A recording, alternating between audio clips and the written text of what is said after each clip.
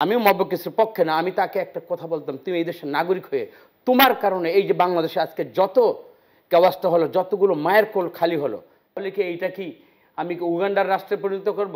এখানে কি আমি হিংসা হানাহানিতে এই দেশটা কি আমি কি সেই মানে ইথিওপিয়ার মতো আমি রাষ্ট্র হিসেবে আমি দেশকে পরিচয় দেব? তারা আমাদেরকে এমনভাবে মেলাইন করেছে, কখনো আমাদেরকে বাড়ি ঘরে থাকতে দেয়নি, মামলা দিয়ে আমাদেরকে এলাকা ছাড়া করেছে, ভোট থেকে বঞ্চিত করেছে। মানে কোথাও কোথাও মানে কোথাও আমরা ন্যায় বিচার যে শব্দটা, এটা আমরা পাইনি। অনেক মানুষ বলে, সাধারণ মানুষই অনেক সময় বলে যে ছিলাম আমরা অটোক্রেসির মধ্যে, আছি এখন মবক্রেসিতে, ডেমোক্রেসিটা কবে?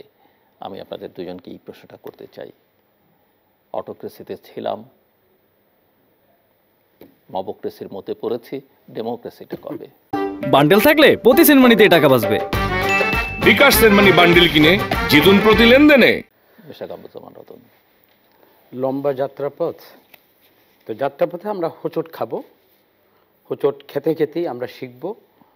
তবে যে মবক্রেসির কথাটা বললেন, অ্যাকচুয়ালি যাদের বিরুদ্ধে এই জিনিসটা হচ্ছে, মবটা যাদের উপর হচ্ছে, তাদের বিরুদ্ধে যে পুঞ্জীবিত ক্ষোভটা কেন, কি কারণে, কবে থেকে, এগুলো যদি একটু বিশ্লেষণ করি আইনগতভাবে বা নৈতিকভাবে, এটাকে আমরা এই মবক্রেসি বলেন, মব, আমি জাস্টিস বলবো না, মব ভায়োলেন্স বলতে যে শব্দটা, এটা একটা মানুষের প্রতি, কখনো প্রশাসনিক, সংবাদপত্র, মানে এমন কোনো সেক্টর নেই ফেসিস্ট সরকারকে, এই ফাসিস্ট গভর্নমেন্টকে টিকিয়ে রাখতে 17 বছর বিভিন্ন জায়গাতেই এই কাঠামোগতভাবেই ওরা তৈরি হয়েছিল। তো এখন আমরা দীর্ঘদিন তো তাদের বিরুদ্ধে আমরা নিষ্পেষিত হয়েছি, এবং তারা আমাদেরকে এমনভাবে মেলাইন করেছে, কখনো আমাদেরকে বাড়ি ঘরে থাকতে দেয়নি, মামলা দিয়ে আমাদেরকে এলাকা ছাড়া করেছে, ভোট থেকে বঞ্চিত করেছে। মানে কোথাও কোথাও মানে কোথাও আমরা ন্যায় বিচার যে শব্দটা, এটা আমরা পাইনি। সর্বোপরি আমাদেরকে ভোট না দেওয়ার যে যন্ত্রণা, এটাও তারা উপহাসের পাত্র হিসেবে আমাদেরকে মনে করেছে যে আমরা কিছুই করতে পারবো না। আচ্ছা বলেন, আমি একটা ব্যক্তি, নাগরিক, আমি একটা ভোটটা দিতে যাব, যদি উপযুক্ত পরিবেশটা আমি দেখি, সেইখানে নির্বাচনের প্রক্রিয়ায় যখন শুরু হয়, আমি একটা এলাকার, মুন্সিগঞ্জ এলাকা আমার বাড়ি, তা আমি দেখেছি আমার যারা নেতাকর্মী, থানাতে একটা লিস্ট ছিল, ওই লিস্ট কারা, যারা ইফেক্টিভলি বিভিন্ন ভোট কেন্দ্রে তারা দাঁড়াবে, আমাদের পক্ষে দাঁড়াবে, সত্য এবং ন্যায়ের পক্ষে একটু দাঁড়াবে। 3 মাস আগে থেকেই কোথাও একটা ন্যাড়াঘর পুড়িয়ে বা একটা কোথাও একটা মানে স্থাপনা পুড়িয়ে, ওই যে যে মামলাগুলো যাদের নামে দিবে, যারা এলাকায় প্রতিরোধ তৈরি করবে, এটাতে হলো শুরু। এই মামলাটাকে আবার 2 ভাগ করবে। আমরা আগাম জামিন নিতে যাব, আগাম জামিন নেওয়ার পরে আবার যখন লোয়ার কোর্টে যাব, ওইখানে আবার আগের থেকে বলা থাকে ওই নির্দিষ্ট নির্বাচন সময়টা পার করাবার জন্য তাদেরকে ওই সময়টাকে জামিন দেওয়া হতো না। এটা একটা প্রক্রিয়ার কথা বললাম। তারপরে এই যে অ্যারেস্ট করার পরে ফ্যামিলিকে বিভিন্ন ভয়ভীতি দেখিয়ে তাদের আরও 10টা মামলা দিব, তাদেরকে রিমান্ডে নিয়ে যাব, পরিবারকে সর্বশান্ত করে ফেলেছে। তো মানে প্রতিটি জায়গাতে এই জিনিসগুলো আমরা এটা ফেস করেছি। তো আজকে যে মবক্রেসি যে শব্দটা, আপনি দেখেন এই যে খায়রুল হক, এই একটা ব্যক্তির জন্য তার খায়েশ পূর্ণ করতে গিয়ে সে একটা প্রধান বিচারপতি ছিল, তারপরে তার একটা মানে কমিশনে তাকে প্রধান হইতে হবে, এই যে তার লিপসা, সামগ্রিকভাবে এই একটা ব্যক্তিকে, ধরুন আমি ব্যক্তিগত আমি বলতে, আমি তাকে যদি কোথাও পেতাম, আমিও মবক্রেসির পক্ষে না, আমি তাকে একটা কথা বলতাম, তুমি এই দেশের নাগরিক হয়ে তোমার কারণে এই যে বাংলাদেশে আজকে যত ব্যবস্থা হলো, যতগুলো মায়ের কোল খালি হলো, সে যদি এই ধরনের একটা পাপেটগিরি না করতো, এবং সে যদি এই হাসিনার যে একটা ডিজাইনকে যদি তাকে দিয়েই তো এই সমস্ত কাজগুলো করেছে, হাইকোর্ট থেকে প্রক্রিয়ার মধ্যে এই মানে ও মানে এই খায়রুল হক ছিল, বিশ্বাস করেন আমি কিভাবে আমার এই রাগটা আমি সামলাবো, এরকম হয়তো বিভিন্নভাবে অনেকে অনেকভাবে নির্যাতিত হয়েছে। সুতরাং মবক্রেসি এটা কখনো আইনি এটা প্রোটেকশন হইতে পারে না, এটা আমি সাপোর্ট করি না। বাট এটা কেন হচ্ছে বা কেন এই পর্যায়ে আমার রাগটা আমার চলে গেল, আমি মনে করি জিল্লুর ভাই, আমার আরেক জিল্লুর ভাই, ওনারা আমার সবাই আমার প্রিয়, আমাদের কষ্টটা ওনারা দেখেছেন, সত্যিকার এটা মানা যায় না। কিছু কিছু ব্যাপার মানে আউট অফ ইমোশন আমাদেরকে এই জিনিসটাতে মানুষগুলো ওইভাবে মানে আমি বললাম তো রাগের যে একটা পর্যায় থাকে, এটা কোনো পর্যায়কেই আমরা কিন্তু এটা মানে আমাদের ক্রস করা ঠিক না, কিন্তু এমন জায়গায় নিয়ে গিয়েছে মিনিমাম তাকে যদি আমি একটা বকাও যদি না দিই, আমার বিশ্বাস করার অন্তরাত্মাটা আমার মানে মানে প্রশান্তি লাভ করবে না। মনে হয় যে ওই কাজটা আমি তোকে মবক্রেসি ওই পর্যায়ে আমি না যাই, তার গায়ে আমি হাত তুলবো না, কিন্তু আমি তাকে যদি একটা কটু কথা বলতে পারি যে তোর পাপটা তুই এখন স্মরণ কর, এই কথাটার কিন্তু একটা মবকিসের পর্যায়ে যদি পড়ে যায় জিল্লুর ভাই, এই জন্য আমি মাপ চাচ্ছি। বাট এইটা ওরা আমাদেরকে এইভাবে নিষ্পেষিত করেছে, আমাদের কণ্ঠরোধ করে। সারা দেশে মব ভায়োলেন্স যে পরিমাণ হয়েছে এবং যে ধরনের ঘটনা হয়েছে, আপনি যেগুলো উদাহরণ দিচ্ছেন তার বাইরেও তো প্রচুর ক্ষেত্রে, নানা ক্ষেত্রে হয়েছে। সেটা তো ধরনের পুলিশের উপর যেটা হয়েছে, আপনি বিশ্বাস করেন এক একটা পুলিশ মনে হয় এক একটা আইজি ছিল। আমি বললাম তো, এই সরকারকে টিকিয়ে রাখতে ধরুন আমাকে দিয়ে অপকর্ম করিয়েছে।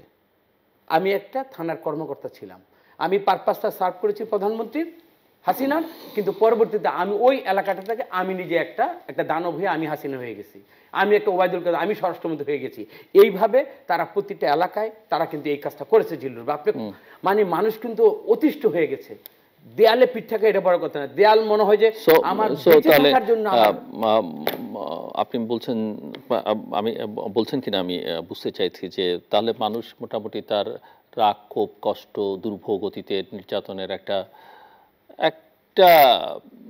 প্রকাশভঙ্গির মাধ্যমে এক ধরনের স্বস্তি নিজে পাচ্ছে। কিন্তু প্রশ্ন হচ্ছে যে তাহলে কি আমরা এই ডেমোক্রেসি মধ্যেই থাকবো, কন্টিনিউ করব, বা মানুষের যে দীর্ঘদিনের আকাঙ্ক্ষা বা আপনাদের যে দীর্ঘদিনের লড়াই সংগ্রাম, সেটা যেই গণতন্ত্রের জন্য ছিল, ডেমোক্রেসির কথা আমি বলছিলাম, সেটা কি আপাতত দূরে থাকলো, আমরা এক ধরনের স্বস্তির মধ্যেই বসবাস করতে চাই?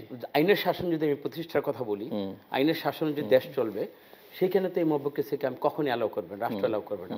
আচ্ছা, আমরা তো আমাদের কষ্টের কথা, দুঃখের কথা, ক্ষোভের কথাটা বললাম। ওবায়দুল কাদের যে আওয়ামী লীগের দুঃশাসনের যে মহাসচিব, সে তো বলছে যে 1 লক্ষ লোক মারা যাবে। তার মানে সেই জানতো যে কি পরিমাণ মানুষের উপর নির্যাতনটা। 5 লক্ষ বলছিল, 1 লক্ষ লোকই ধরি, তো আমি তো মনে করি ওবায়দুল্লাহের হিসাবটা তো এদেশে মানে ফুলফিল। 5 লক্ষ সম্ভবত মিশা তোফায়েল আহমেদ বলেছিলেন, বা দুজনের একজন 1 লক্ষ বলেছেন, একজন 5 লক্ষ বলেছেন। সে তো নিজেই তার পাপের প্রায়শ্চিত্তের সে মনে করতেছিল যে আমার 1 লক্ষ লোক। জিল্লুর ভাই, ওই তুলনা তো কিছুই হয়নি। এই তুলনায় আমি বাংলাদেশের মানুষকে এখনো বলবো, আমার যে মেসেজটা, যে যা হয়েছে হয়েছে, একটা এই অবস্থায় রাষ্ট্র চলতে পারে না, বা পরবর্তী রাষ্ট্রের যে দায়িত্বটা নেবে তারা মূলত যদি এটা হয়, বা আজকে আপনার ডক্টর ইউনূসের, সে তো রাষ্ট্র চালাচ্ছে, এই ফেলিউর তো ডক্টর ইউনূসের ফেলিউর, এই ফেলিউর তো আমাদের যে স্বরাষ্ট্র উপদেষ্টা জাহাঙ্গীর সাহেবের ফেলিউর। এইভাবে আবার রাষ্ট্র চলবে না। যা হয়েছে হয়েছে। আমি মনে করি 5 থেকে 8 তারিখ পর্যন্ত ওইটা জাস্টিফাইড বা মানুষের ক্ষোভের বহিঃপ্রকাশ হয়েছে, বাট দেশ চালাতে হবে আইনের মাধ্যমে, এবং আইন কখনই হাতে তুলে নেওয়া যাবে না, তাহলে দেশের আর মানে দেশের ডেমোক্রেসির ভবিষ্যৎ কি, গণতন্ত্রের ভবিষ্যৎ কি? আমি আশাবাদী। ভবিষ্যৎ বলতে এটাই, আমরা সবাই মিলে আমরা যে কাজটা করেছি এবং যেই কাজটার জন্য, যেই লক্ষ্যে আমরা পৌঁছতে গিয়ে হাজারো ছাত্র জনতার সন্তানরা জীবন দিয়েছে, এবং 30,000 মানুষ আজকে দুঃখে দুঃখে নির্যাতন ভোগ করছে, এবং এইটাই আমাদের দীর্ঘদিনের প্রত্যাশার জায়গা ছিল। এখানে অনেক চড়াই উতরাই পেরিয়ে হলে আমাদের গন্তব্যে পৌঁছতে হবে। আদারওয়াইজ আমরা কিন্তু এই দেশটাকে একটা পৃথিবীর মানচিত্রে একটা সভ্য, একটা শান্তিপূর্ণ এবং একটা বিনির্মাণের মাধ্যমে একটা রাষ্ট্র যে আমার মাথা উঁচু করে দাঁড়াবে, যে স্বপ্নের কথা আমরা বলেছিলাম, বিভিন্ন রাষ্ট্রনায়করা বলেছিল সিঙ্গাপুর, কখনো বলেছিল মালয়েশিয়া, তো ওটা কোথায়? তাহলে কি এইটা কি আমি উগান্ডার রাষ্ট্রে পরিণত করব? এখানে কি আমি হিংসা হানাহানিতে এই দেশটা কি আমি কি সেই মানে ইথিওপিয়ার মতো আমি রাষ্ট্র হিসেবে আমি দেশকে পরিচয় দেব? এটা হতে পারে না। আমরা মনে করি এই দেশকে সবাই ভালোবাসে। আমার ভিতরে রাগ ক্ষোভ থাকতে পারে, আপনার ভিতরে অভিমান থাকতে পারে, কিন্তু দেশের উন্নতির প্রশ্নে, গণতন্ত্রের প্রশ্নে আমার মনে হয় সব কিছু আমরা ভেদাভেদ ভুলে গিয়ে এই লেসপেন্সার, এই হাসিনা এবং তার যে মানে পাপিষ্ঠ যারা আছে তাদেরকে বাদ দিয়ে আমরা যারা আছি সবাই সহমর্মিতা, সহমত পোষণ করে সমমর্যাদার ভিত্তিতে আমার মনে হয় আগামী দিনের রাষ্ট্র গঠনের ব্যাপারে সবাই কিন্তু মানে একটু আমাদের সবাইকে যত্নশীল হতে হবে, এবং এই ব্যাপারে সবাইকে জাতির কাছে আমাদের কমিটমেন্ট থাকতে হবে।